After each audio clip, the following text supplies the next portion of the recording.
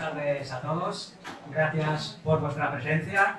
Sois los personajes más importantes de una jornada escrita, por lo menos la que se hace en CEAS. Sin vosotros esto no sería posible. Gracias a mis compañeros de CEAS, porque a pesar de que cada vez soy más y más Alfredo, me voy superando cada vez más, me siguen aguantando y tolerando muchas tonterías. Los que me conocéis sabéis que siempre doy las gracias a Nenúfar, mi compañera en esta jornada terrestre, por todas las horas de convivencia familiar que me permite rodar para dedicarme al estudio y a la divulgación del espiritismo. Y por encima de todo, gracias a la espiritualidad amiga que, a pesar de mis imperfecciones, de mis debilidades, de mis limitaciones, me continúan dando oportunidades de mostrarme como un trabajador más, un divulgador más, como afortunadamente tantos hay dentro de la doctrina espírita. Un trabajo que he preparado con mucho cariño, con mucho entusiasmo. Por cierto, María, ¿qué me has dicho que tengo que hablar?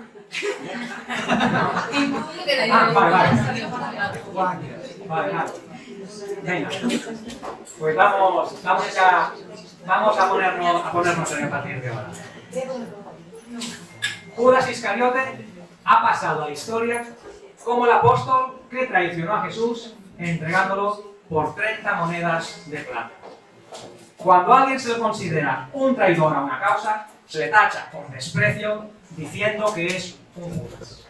Todavía hoy en día, en algunas partes del mundo, durante la Pascua se celebra el acto conocido como la burla, el escarnio o la quema de Judas, donde un muñeco que representa al apóstol es colgado de un palo, de un poste, golpeado y quemado por su traición a Jesús. En líneas generales, en todas las citaciones evangélicas, el nombre de Judas Iscariote se cita en último lugar, añadiendo siempre el calificativo de el traidor o aquel que lo entregó. En este trabajo que voy a presentar a partir de ahora, voy a compartir con vosotros una serie de textos extraídos de diferentes obras espíritas, donde se relatan algunos pasajes ocurridos con Judas Iscariote, que estoy seguro, nos van a dar la oportunidad de entender un poco mejor la figura y el comportamiento de este apóstol que, como digo, ha quedado estigmatizado desde hace 2000 años por haber traicionado a Jesús. Yo simplemente me he limitado a buscar entre los diferentes libros que narran estos pasajes de los evangelios, aquellos en concreto que hacen referencia a Judas Iscariote, ordenándolos lógicamente de manera cronológica para que sea mucho más fácil entender y seguir el desarrollo de los sucesos. Voy a tener que leer algunos textos, espero que no se haga pesado, estoy seguro que no será pesado y de esta manera podemos seguir y aprender todos juntos. Bien, los 12 apóstoles elegidos por Jesús eran todos ellos hombres simples y humildes que vivían por los alrededores del lago de Genesaret. Tan solo uno de ellos, Judas Iscariote, desentonaba un poco de este grupo, pues era el único no galileo. Había nacido en Queiros, al sur de la Judea, donde se dedicaba al pequeño comercio en Cafarnaún vendiendo peces y baratinas.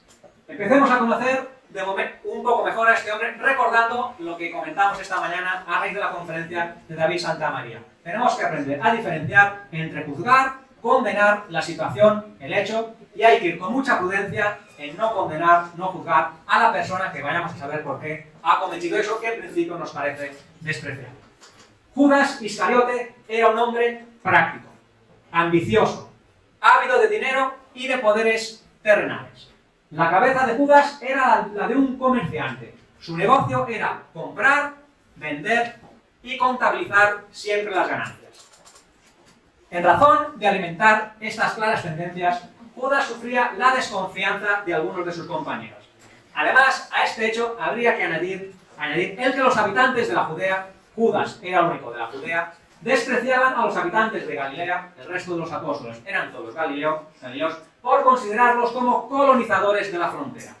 Y estas cosillas pudieron haber hecho perfectamente que desde el principio Judas Iscariote en cierta forma se apartara en algunos momentos del resto de los compañeros que de vez en cuando lo rechazaban delicadamente.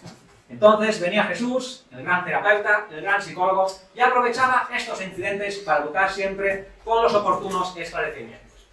Pero, a pesar de estos pequeños problemas, inconvenientes, Judas participó exactamente en todas las mismas actividades que el resto de sus compañeros, sin discriminación alguna.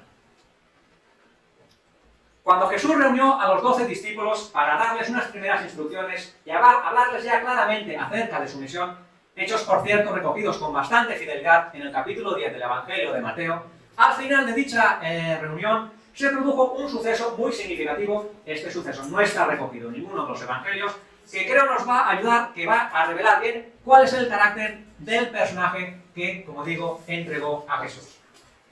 Tras las palabras de Jesús, Judas fue el primero en romper el silencio, declarando de un modo resuelto y decidido que los planes estupendos y preciosos del Maestro no podían ser llevados a buen término, a buen fin, si no se contaba con un apoyo económico y financiero. De manera que con ese modo tan resuelto de entender la vida, Judas propuso crear en ese momento un fondo común entre los propios apóstoles, ofreciéndose él mismo para ser el tesorero.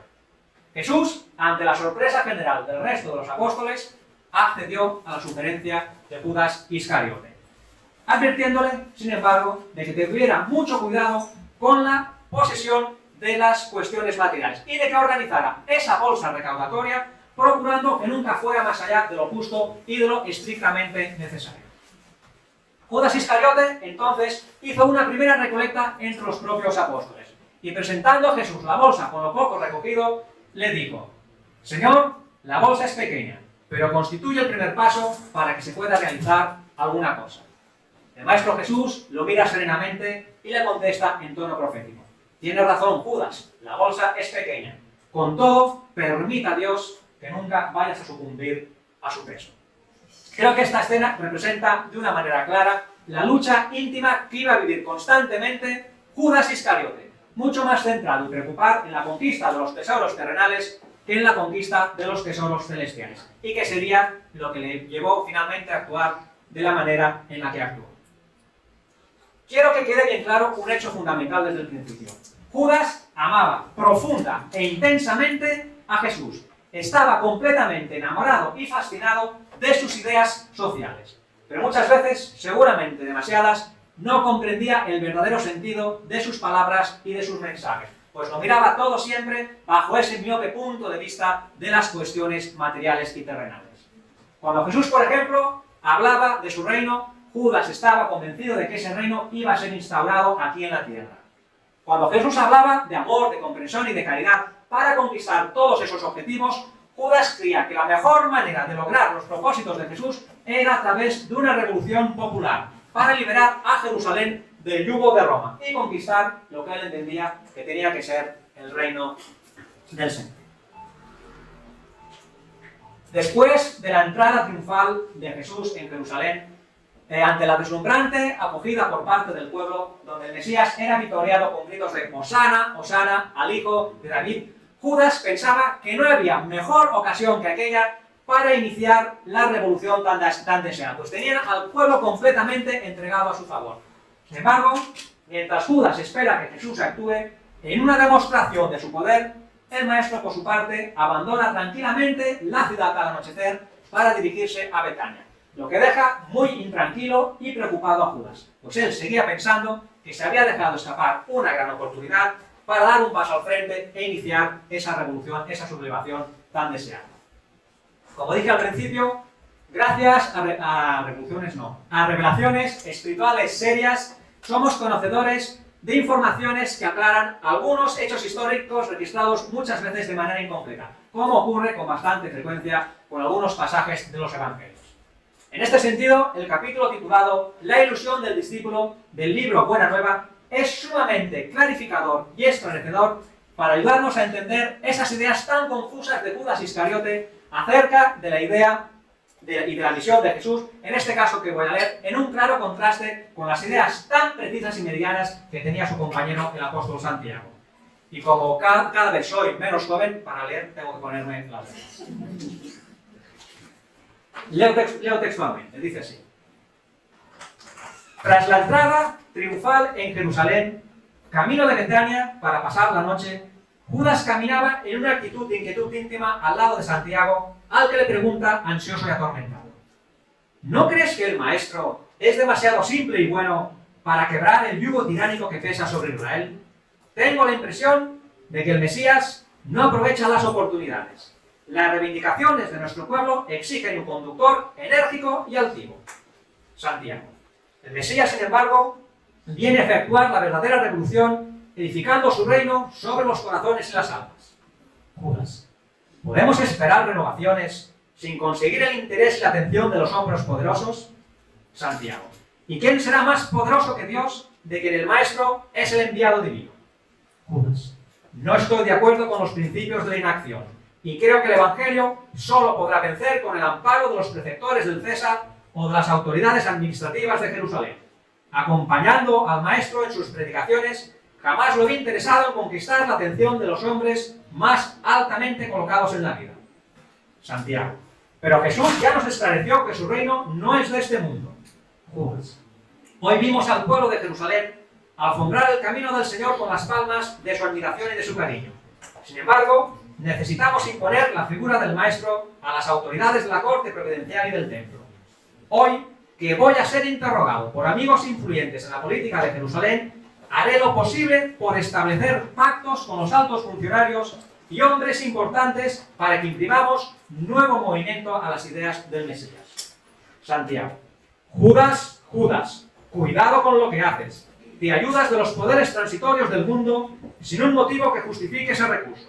Las ideas del Maestro son del cielo, y sería sacrilegio mezclar su pureza con las viciadas organizaciones del mundo.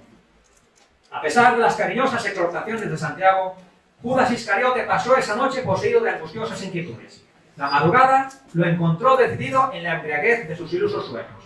Al amanecer, Judas fue al centro de la ciudad para ser recibido por el Sanedrín, donde le fueron hipotecadas las más brillantes promesas.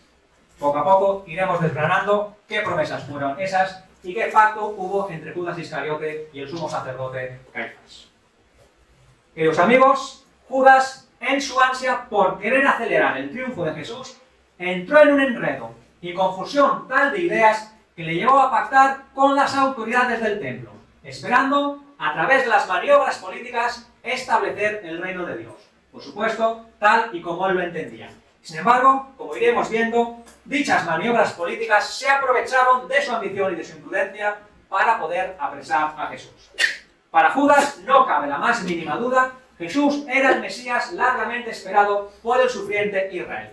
Pero Judas, en esa manera tan miope, tan corta y material de ver y de entender la vida de los acontecimientos, como creo que se desprende claramente del texto que he leído hace un momento, creía que Jesús no sabía aprovechar todo ese enorme potencial de una manera práctica para la finalidad de instaurar su reinado.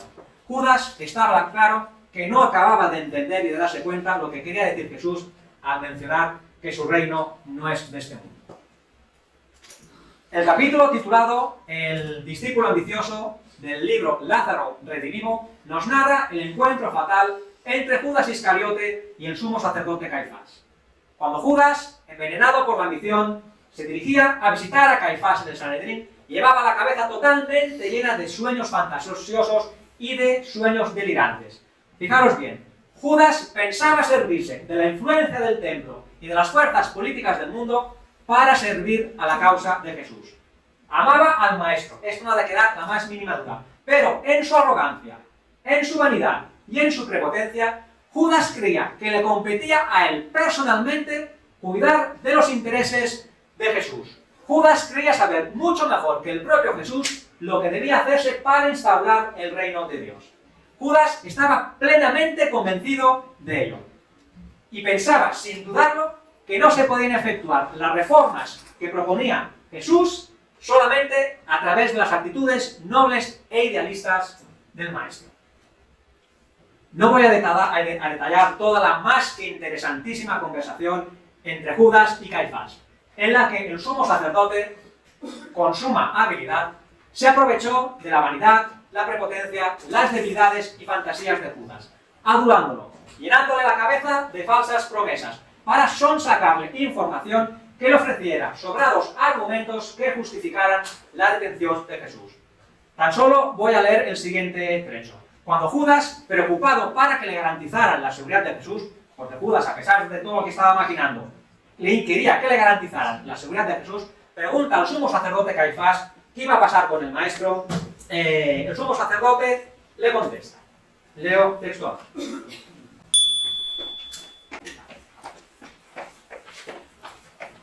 No tiene desperdicio. Dice Caifás: comprenderá ciertamente la necesidad de las medidas aparentemente rigurosas. El maestro, por ejemplo, según el plan establecido, será encarcelado por una cuestión de seguridad personal. Será detenido a fin de ponerlo a salvo de cualquier incidente desagradable, mientras nos valemos de la gran aglomeración de patriotas en la ciudad para proclamar nuestra independencia. Liquidada la victoria inicial, con la sumisión de las autoridades romanas, coronaremos al Mesías que ostentará el cetro del poder. Judas exultaba. Conocedor de los efectos de la adulación en los corazones indisciplinados y poco vigilantes, Caifás continuó. Mi servicial amigo, hasta que se resuelva la situación definitivamente, será el jefe de sus compañeros y recibirá los homenajes que le son debidos. Tomará el lugar del Mesías provisionalmente y dictará órdenes hasta que él mismo, con la garantía deseable, pueda asumir el poder. A partir de aquí, Caifás somete a un confiado y entregado Judas a un hábil interrogatorio delante de jueces y testigos cuyas inocentes e ingenuas declaraciones son registradas por dos escribas. En posesión de las declaraciones comprometedoras, Caifás interrumpió el interrogatorio, mandó que Judas esperase en la antesala y dictó providencias a romanos y judíos a fin de que detuviesen a Jesús inmediatamente como agitador político y explotador de la confianza pública. En breves horas, un grupo de soldados se sitúa en las proximidades del templo a espera de la orden final, y Caifás, compensando a Judas con algún dinero, hizo sentir la necesidad de su orientación en la detención inicial del Mesías, asegurando que en breve tiempo se cumpliría la redención de Israel. El discípulo, poco vigilante, se puso al frente de todos y encaminó el triste suceso. Triste suceso que todos sabemos perfectamente cómo se produjo. Judas, acompañado de un grupo numeroso de armado, fue al encuentro de Jesús, lo señaló con un beso en la mejilla. Acto seguido, Judas fue detenido, conducido al sumo sacerdote Caifás, el posterior juicio frente a Poncio Pilatos y toda la serie de hechos descritos en la pasión de Jesús que culminaron con su muerte en la cruz. Judas se dejó engañar inocentemente. El plan trazado consistía en entregar a Jesús al Sanedrín para, según Caifás, salvaguardar su integridad personal en tanto durara toda la revolución y la revuelta. Mientras Jesús estuviera preso, Judas sería nombrado oficialmente para dirigir la revolución de la toma de Jerusalén, con mando y privilegios políticos reconocidos, y tan pronto alcanzara el triunfo y el rango que él deseaba, liberaría inmediatamente a Jesús, le entregaría el poder y le ofrecería en bandeja la victoria tan deseada. Judas así lo pactó con el sumo sacerdote Caifás, y Judas, en su ingenuidad, en su imprudencia, así lo creyó de verdad, cegado por sus delirios y fantasías terrenales. Los sacerdotes, sin embargo, se aprovecharon de Judas, sirviéndose de él para su único fin, que no era otro que, evidentemente, poder arrestar a Jesús. Y después de eso, nada de lo acordado, nada de lo prometido. En cuanto Judas se dio cuenta de su gran error y del engaño que sufrió por parte de los sacerdotes, fue en busca de Caifás para exigir el total cumplimiento de sus promesas, pero solo recibe burlas y desprecio por parte de los miembros del Sanedrín. Judas, ahora sí, dándose cuenta de que había sido víctima de su propia ambición, entre lágrimas devolvió las 30 monedas de plata, exigiendo el cumplimiento de todas las promesas o exigiendo que se deshaciera todo lo acordado. Pero infelizmente ya era demasiado tarde. Nada quedaba por hacer para salvar al maestro. El remordimiento más atroz envuelve y acosa a Judas, destrozando enteramente su conciencia.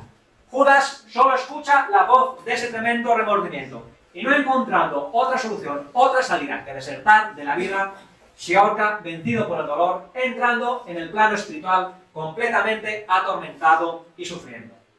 Judas se ahorca, Jesús muere en la cruz. Pero, como nosotros espiritistas sabemos perfectamente la cosa, sino que la vida continúa, pues prosigamos con el desarrollo de los acontecimientos.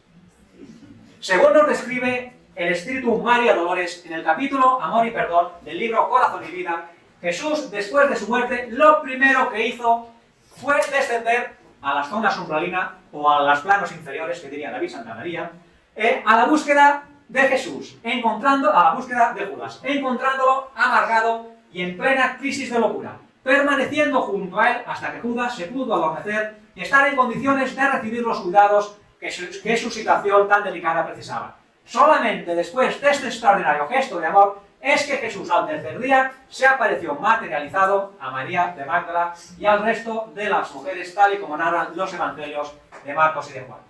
Por su parte, la poetisa María Dolores, en este caso a través de la psicografía de Divaldo Campos, la anterior era de Chico Xavier, nos narra el mismo trecho del siguiente modo. Antes de aparecer ante las mujeres que fueron al túmulo vacío, Jesús descendió a las regiones penosas del mundo inferior al que se arrojara Judas, debatiéndose entre la coerción psíquica del lazo que lo ahorcara y las tremendas burlas de aquellos espíritus que lo habían estimulado a la tragedia. Se había tornado en el símbolo de la suprema desdicha. Totalmente atontado, sin poder ver al amigo divino, sintió que momentáneamente los dolores y la locura se atenuaban y oyó su voz dulcísima en lo más profundo del ser. Judas, soy yo. Confía y espera. Aún hay tiempo. Ninguna de mis ovejas se perderá.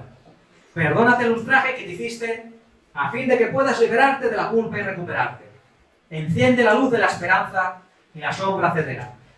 Recuerda el amor de manera que la paz se anide en tu corazón. Nunca te dejaré ni te condenaré. Hoy comienza una nueva etapa y mañana será el día de la victoria. Reposa un poco, pues los milenios te aguardan y yo también te estaré esperando.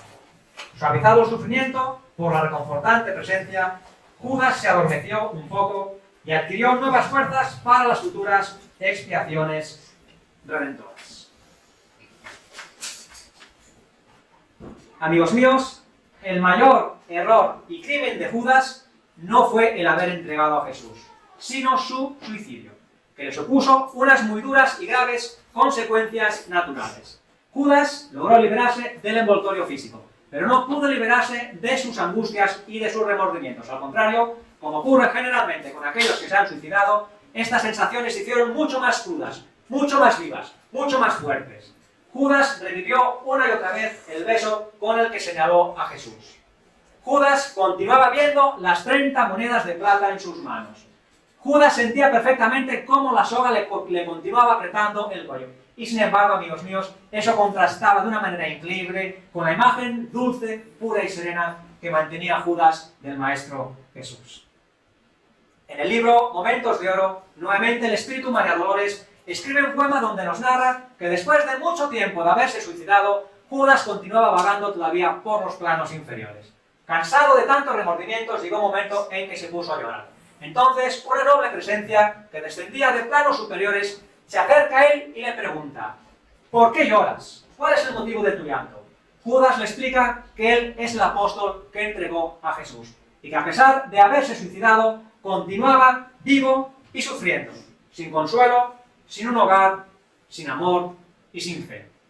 La dama serena dice que la bondad del cielo jamás abandona a nadie y que el amor de Dios está presente en todas partes y que aquí está ella como una benefactora para ofrecerle la oportunidad de una nueva existencia física. Judas, en aquel momento, como quien olvida el propio dolor, como quien se desgarra de una pesadilla atroz, le pregunta: ¿quién eres tú que me hablas así, sabiéndome un traidor? ¿Eres una divina mujer irradiando amor o un ángel celestial envuelto en luz?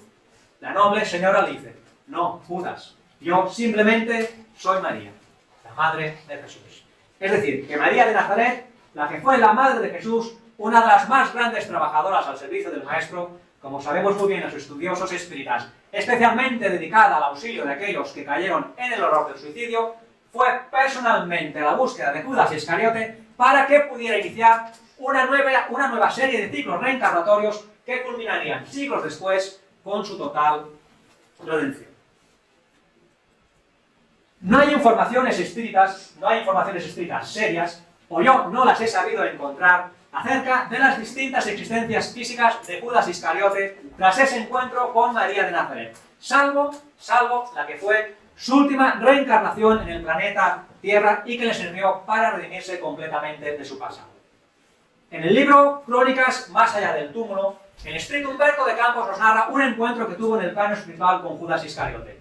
Cuando Humberto de Campos le pregunta a Judas Iscariote si por el arrepentimiento llegó a salvarse, si el arrepentimiento le sirvió para algo, Judas Iscariote le contesta: no, no lo conseguí. El remordimiento es una fuerza preliminar para los trabajos reparadores. Después de mi muerte trágica, me sumergí en siglos de sufrimiento expiatorio por mi falta. Sufrí horrores en las persecuciones infligidas en Roma a los adeptos de la doctrina de Jesús, y mis pruebas culminaron en una hoguera inquisitorial, donde imitando al maestro fui traicionado, vendido y usurpado. Víctima de la felonía y de la traición, dejé en la tierra los últimos resquicios de mi crimen en la Europa del siglo XV. En el medio espírita es verdad que hay menciones acerca de diferentes reencarnaciones de personajes históricos. Cuando estas revelaciones son dadas a conocer, hay que tomarlas con mucha prudencia y con mucho cuidado, atendiendo al principio básico de la universalidad también establecido por Kardec. Es decir, que esas informaciones deben proceder de diferentes fuentes y de distintas partes del mundo. No basta que un medium, por muy conocido, respetado y querido que sea, diga que tal espíritu en otra existencia vistió el ropaje de determinado personaje para que lo creamos a pie juntillas. No, hay que ir con mucho cuidado y con mucha prudencia con este tipo de revelaciones.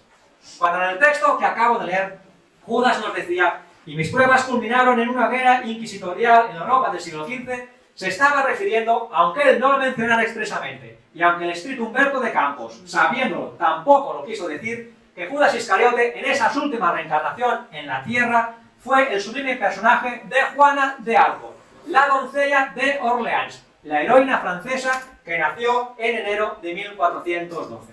Revelación, en este caso sí, confirmada por distintos médiums y por diferentes estudiosos espíritas.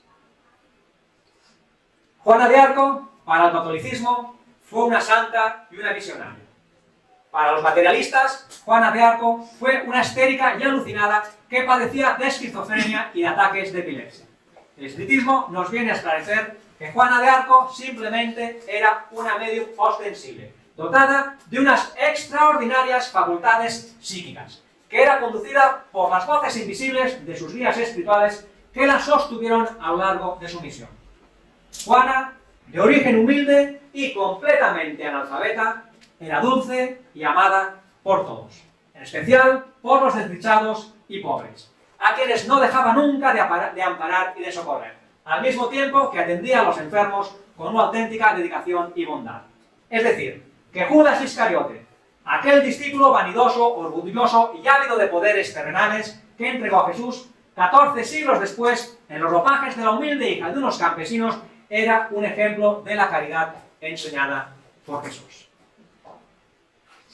Con la edad de 13 años, Juana empezó a tener visiones de entidades a las que ella nombraba o identificaba como San Miguel, Santa Catalina y Santa Margarita, que le decían que ella había nacido para liberar a Francia de los invasores ingleses. El arcángel San Miguel, repito, lo que ella identificaba como el arcángel San Miguel, le habla de la situación tan desastrosa en la que se halla Francia y le revela claramente su misión. Es preciso que acudas en auxilio del delfín con el objeto de que por ti recupere su reino. El concepto delfín en aquella época era el título nobiliario que se usaba en Francia para designar a los príncipes herederos al trono que fueran hijos legítimos del monarca reinante. Juana, evidentemente, no entiende nada de ese mensaje, pues no conoce absolutamente nada sobre guerras, batallas y ejércitos. Además, es que ni siquiera sabe montar a caballo. La voz le responde: ve, hija de Dios, que yo seré tu ayuda. Voces que se repetían una y otra vez: hija de Dios, ve, ve, estaremos contigo y te ayudaremos. Para aquella época, Francia estaba sumida en una sangrienta guerra civil de años entre dos facciones de la familia real, a la vez que enfrentada a los ingleses, que también tenían pretensiones acerca del trono francés. Dividida, empobrecida, habiendo perdido territorio y con un ejército totalmente inadecuado, desmoralizado y diezmado, lo que Francia necesitaba realmente, entre comillas, era un milagro para salir de la situación y del estancamiento en el que se encontraba. Y eso fue precisamente lo que ofrecía la carismática y convencida joven Juana, que se mostró como una mujer al frente de su tiempo, que resultó una líder excepcional en un momento excepcional, transformando básicamente a pura fuerza de fe y de una profunda convicción todo el entorno que la rodeaba, permitiendo la reunificación de Francia como nación. En 1429, cuando Juana tenía 17 años, consiguió autorización del rey Carlos VII para comandar un ejército contra los invasores ingleses, logrando en poco tiempo muchas e importantes victorias. Y aquí quiero hacer un paréntesis. Yo he sido incapaz de encontrar la siguiente explicación, a ver si alguien me la ofrece. ¿Cómo es posible explicar que todo un monarca, que todo un rey, primero, concediera una audiencia a Juana y luego la pusiera al frente de sus ejércitos? En aquella época, 17 años, analfabeta, mujer y que no tenía ni idea de armas, de ejércitos y de batallas. Yo no he sabido encontrar ninguna explicación oficial. Otra cosa sería una explicación extraoficial, y me imagino que entenderéis por dónde quiero ir. Es muy interesante. Ningún historiador sabe explicar este hecho. Es increíble, inaudito. Bien, retomemos el hilo de la charla. Juana tuvo en contra a su familia y a la opinión pública. Tuvo que enfrentar prejuicios de rango y de nacimiento. Por supuesto, la condición de ser mujer. Y no podía faltar la guinda, la desconfianza de los clérigos, que en aquella época lo único que hacían era ver la intervención del demonio por todas partes. La Iglesia nunca aceptó ni asimiló que Juana actuara a espaldas de ella y seguir prescindiendo de su autoridad, lo cual, al fin y al cabo, fue la causa de su perdición. Pero a pesar de tener todo en contra, la fe en sus guías espirituales le hizo superar todos los obstáculos, y de un pueblo francés vencido y desgarrado en múltiples facciones, desmoralizado y extenuado por el hambre, la peste y todas las miserias producto de una larga guerra, Juana hizo una nación victoriosa. Pero, en una batalla del 23 de mayo de 1430, Juana fue capturada por una facción de nobles franceses de la Borgoña aliada a de los ingleses, a quienes se la entregaron por 10.000 libras, quedando presa en el castillo de Rouen. A partir de ese momento empezó todo el calvario para Juana de Arco. Fue traicionada, vilipendiada, abandonada y juzgada injustamente por la Iglesia como bruja, endemoniada y hereje. Finalmente condenada a morir en la hoguera el 30 de mayo de 1431 con la edad de 19 años. El cuerpo de Juana de Arco quedó hecho completamente cenizas. Juana de Arco, después de la primera hoguera, su cuerpo quedó carbonizado y estuvo así expuesto en la plaza durante una semana. Posteriormente, los ingleses volvieron a incendiarlo hasta que su cuerpo quedó completamente hecho cenizas. Los ingleses no querían, bajo ningún concepto, que quedara la más mínima señal, la mínima reliquia que pudiera ser rescatada y sirviera para inspirar algún movimiento religioso en su nombre. Quiero compartir ahora con vosotros unos párrafos extraídos del libro León Denis, Juana de Arco Medium, que va a hacer referencia precisamente al suplicio y a su muerte. Y confieso con vosotros que es un texto que lo leo con muchísimo respeto. Dice así: en vez de rendir a su valor y genio los homenajes que los soldados civilizados prodigan a sus adversarios, cuando la mala suerte hace que caigan en sus manos, los ingleses reservan a Juana, luego de los peores tratamientos, una muerte ignominiosa. Consumido habrá de ser su cuerpo, y al Sena arrojarán las cenizas. Así pues, no tendrá tumba donde los que la amaron puedan ir a llorar, depositar flores y practicar el emotivo culto del recuerdo. Ya sube la siniestra carreta y se encamina hacia el lugar del suplicio. 800 soldados ingleses la escoltan. Una muchedumbre consternada se apretuja a su paso. Entre los estrados se alza la pira, que por lo alta infunde terror. Se trata de un gran montón de leña que domina toda la plaza, pues quieren que la tortura se prolongue y que la Virgen, vencida por el dolor, implore gracia a voz en cuello y reniegue de su misión y de sus voces. Se da lectura al acta de acusación en la cual han acumulado cuanto pudo imaginar el más ponzoñoso de los odios para desnaturalizar los hechos, engañar a la opinión y hacer de la víctima un objeto de horror. Juana se arrodilla. En ese momento solemne, ante la muerte que se avecina, Su alma se desprende de las sombras terrenales y entrevé los esplendores eternos. Ahora está orando en voz alta. Larga y fervorosa es su plegaria. Perdona a todos, a sus enemigos y verdugos. A sus acentos la multitud se conmueve y 10.000 personas que hay allí prorrumpen en sollozos. El cardenal hace una seña y acto continuo sujetan a Juana al poste fatal. Entonces se dirige a Isambard de la Pierre para decirle: os ruego vayáis a buscarme la cruz de la iglesia vecina a fin de tenerla levantada ante mis ojos hasta el paso de la muerte. Y así que se la traen, llorando la cubre de besos.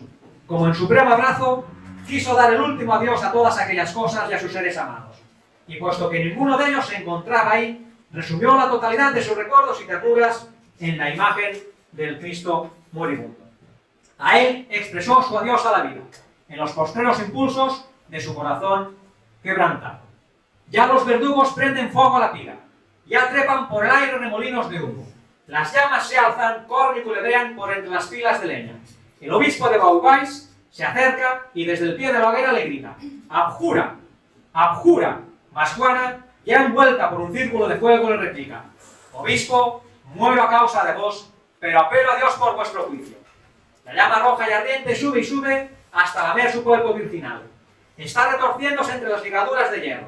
Después, su voz estridente lanza a la silenciosa y petrificada multitud estas magníficas palabras: sí, mis voces venían de lo alto y no me engañaron.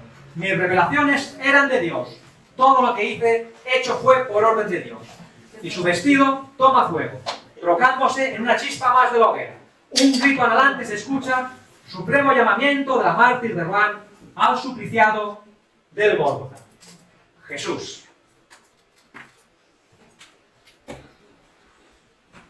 Juana de Arco murió pronunciando el nombre de Jesús.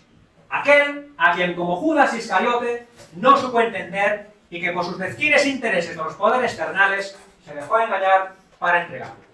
Por su parte, Judas, como Juana de Arco, en el momento de su muerte, se entregó completamente a Jesús, habiendo confiado ciegamente en las voces de los poderes celestiales que la guiaron. En 1456, un tribunal inquisitorial examinó su juicio, anuló los cargos en su contra, la declaró inocente y la nombró mártir. En 1803 fue declarada símbolo nacional de Francia por decisión de Napoleón Bonaparte. Juana de Arco fue beatificada en 1909 y canonizada en 1920. Pero, sin duda alguna, el hecho principal y más importante de todos es el que la propia Juana de Arco, en su apariencia de Judas Iscariote, le confesó a Humberto de Campos en ese encuentro en el plano espiritual al que hice referencia anteriormente, cuando le dice: desde ese día en que me entregué por amor de Cristo a todos los tormentos e infamias que me degradaban, con resignación y piedad por mis verdugos, cerré el ciclo de mis dolorosas reencarnaciones en la tierra, sintiendo en la frente el ósculo del perdón de mi propia conciencia. En 1453, 22 años después de la muerte de Juana de Arco, Francia había salido victoriosa. El reino estaba reunificado bajo el monarca Carlos VII. Por cierto, el mismo monarca que gracias a Juana de Arco fue coronada y el mismo monarca que luego se desentendió completamente de Juana de Arco y no intercedió en su favor. Y unas señales evidentes y claras surgían en esa nación. Sin duda, lo sabemos por la historia, nuevas luchas, intrigas políticas y revoluciones fratricidas aguardaban a la nación francesa. Pero, gracias a Juana de Arco, se logró evitar algo esencial: que Francia desapareciera como una nación autónoma y fuera incorporada a Inglaterra. Eso no entraba en los planes de la espiritualidad. En los planes de la espiritualidad superior, encargada de la evolución del planeta Tierra, estaba planteado que debía ser precisamente en Francia donde surgiera la doctrina espírita o espiritismo. Y esa era la misión de Juan de descender a las batallas terrestres. Reunificar a la Francia invadida como un primer paso completamente imprescindible para preparar el terreno y las condiciones que permitieran a dicha nación francesa lograr el desarrollo y el nivel cultural y científico para que una serie de espíritus encabezados por Allan Kardec reencarnaran en la Francia del siglo XIX. Fueron precisos más de 4 siglos de trabajo y de progreso, hasta que finalmente, el 18 de abril de 1857, surge con Allan Kardec el espiritismo en el corazón de la propia Francia, para mostrar a la humanidad la inmortalidad del alma y la comunicación entre los vivos y los mal llamados muertos, entre los habitantes del plano material y los habitantes del plano espiritual. Sin la contribución esencial de Juana de Arco, al rechazar a la invasión inglesa, que hubiera significado la disolución de Francia como nación, no hubiera sido posible la aparición de la doctrina espírita en la época prevista por el plano espiritual, perdiéndose con ello el trabajo de muchos años.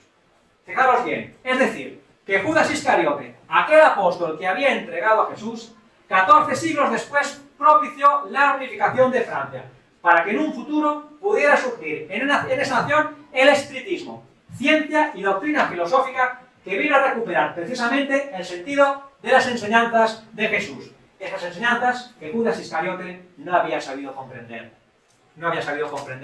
ni entender. Voy a hacer ahora un cuadro comparativo con algunas similitudes entre Jesús de Nazaret y Juana de Arco. Por favor, que nadie caiga en el error de pensar que estoy comparando en cuanto a jerarquía y condición espiritual a Jesús de Nazaret y Juana de Arco. Jesús es el espíritu más puro y perfecto que ha encarnado en la tierra, guía y modelo de la humanidad. Juana de Arco es un espíritu que sufrió mucho, pero que se ha redimido completamente de su pasado, una trabajadora al servicio de Jesús, pero que todavía tiene camino por recorrer y por progresar. ¿De acuerdo? Que nadie confunda que lo estoy comparando a nivel de condición espiritual. Ambos tenían una procedencia muy humilde. Ambos tenían una oratoria capaz de rebatir a las argucias de la iglesia de los doctores de la ley. Todos conocemos perfectamente los evangelios cuando explican que encuentran a Jesús con 12 años en el templo debatiendo con los doctores de la iglesia y de la manera tan sabia como salía de todas las trampas y argucias que le pusieron a lo largo de su misión. Juana de Arco está perfectamente documentado en todos los juicios de la Inquisición la convicción, la rapidez, la velocidad y la decisión con lo que le daba la vuelta a todos los argumentos que transgiversaba la iglesia en su poder. Ambos tuvieron una misión muy corta, la de Juana de Arco, según desde cuando la contemos, aproximadamente 2 años. La predicación de Jesús fue aproximadamente de 3 años. Ambos fueron entregados a cambio de una cantidad de dinero y luego abandonados por la mayoría de aquellos que hasta hace poco habían estado a su lado. Ambos tuvieron que padecer y sufrir un enorme odio por parte de la iglesia de su tiempo, cuyos sacerdotes tramaron la muerte tanto de Jesús como de Juana de Arco. Ambos padecieron un juicio tremendamente injusto. Ambos tuvieron una muerte por suplicio. Jesús clavado en la cruz, Juana en una hoguera de la Inquisición. Y ambos murieron perdonando, como se hablaba esta mañana, de todo corazón y sinceridad a sus verdugos. Este cuadro, que para mí es muy interesante, es posible que a alguno le parezca mera casualidad o producto del azar, creo que es más interesante y toma un significado más especial aún si recordamos que Juana de Arco es Judas Iscariote, el apóstol que había entregado a Jesús. Como siempre, para eso estamos en un centro espírita, que cada uno saque o haga las reflexiones que crea más coherentes y oportunas. Cuentan las leyendas espirituales que cuando Jesús, clavado en la cruz, ya en los últimos momentos de su agonía, fue tentado por el mismo ser de las tinieblas que lo había tentado en el desierto, para que maldijera y repudiara a sus discípulos por haberlo abandonado, negado y entregado. Sin embargo, él mansamente, en la cumbre de su agonía, pero sobre todo en la cumbre de su grandeza, de su generosidad y de su amor, responde al genio de las tinieblas disculpando a sus apóstoles. Tras justificar las negaciones de Pedro, Jesús disculpa a Judas diciendo: sí, es verdad, Judas me entregó, pero no por mala fe. Se ilusionó con la política de los fariseos y juzgó poder sustituirme con ventaja en los negocios del pueblo. Queridos amigos, si Jesús, como he dicho, en la cumbre de su agonía, pero sobre todo en la cumbre de su generosidad, de su grandeza y de su amor, no condenó ni juzgó a Judas, sino que además fue capaz de disculparlo, yo como lo diría, en la cumbre de mi vulgaridad, de mi mediocridad, de mi normalidad, tampoco voy a condenar ni juzgar a Judas como un traidor. Judas, por supuesto, que es una opinión mía personal, no soy el único que la tiene, fue claramente más bien un traicionado que un traidor propiamente dicho. Judas, lo repito, era un apasionado, un enamorado de las ideas sociales de Jesús, y simplemente el único que quería, a su manera, a la peor que se le ocurrió, acelerar el triunfo de esas ideas y ofrecerle en triunfo en bandeja a Jesús, y no las torturas, ni mucho menos la ejecución, la muerte del Maestro, a quien amaba intensa y sinceramente. Pero, sin entender verdaderamente el sentido y la misión de Jesús, fascinado por la ilusión del poder terrenal y por la vanidad, Judas cayó en la trampa de sus propios enredos y delirios terrenales, prestándose inconsciente e ingenuamente a ser un instrumento de esos mismos poderes terrenales y no lo olvidemos, también de los poderes invisibles que lo único que querían era la destrucción del Maestro Jesús. El espiritismo nos enseña que en sus inicios el ser humano solo tiene y se rige por instintos. Con el paso del tiempo surgirán las sensaciones y a medida que el ser humano que el espíritu se va desmaterializando, surgirán los sentimientos, hasta que inevitablemente llegará un momento en que dentro de los sentimientos brillará con una luz especial el amor por encima de todos los demás.